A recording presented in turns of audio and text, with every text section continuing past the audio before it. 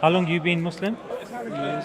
3 years. I used to think about Christianity and stuff like that when I was younger because I went to a Christian Church of England primary school and I went to a Catholic secondary school.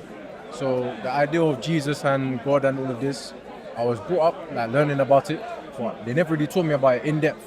And one of the reasons why I think so is because, like you mentioned earlier about the contradictions in the Bible and stuff like that, they wouldn't teach you about it because they knew, essentially, as a kid, you're going to start questioning things, and it's just kind of I didn't want to grow up and live my life blindly following that faith because I went to a school that taught me about it. They used to have mass in church and stuff like that. I never took mass, but I always asked questions. I never just stuck to it, even though I didn't know much about it. And I had to ask questions. I was always been a person that's always asking questions and judging things.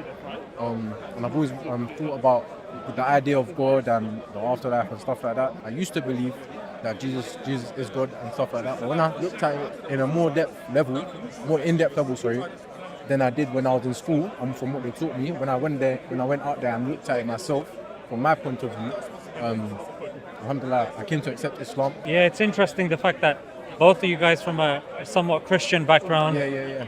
You both saw the struggle in Palestine, and that, I mean, you guys will understand that more than a lot of people, that suffering does have a role. Yeah, yes, human beings don't like suffering.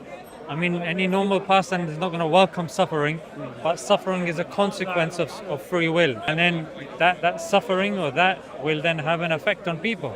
Now, some people will take that and they will say, you know what, never again. And just like you guys, mashallah.